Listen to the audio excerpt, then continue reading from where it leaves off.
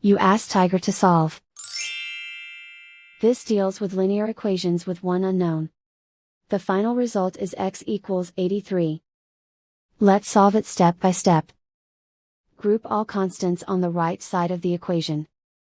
Add 76 to both sides. Simplify the arithmetic.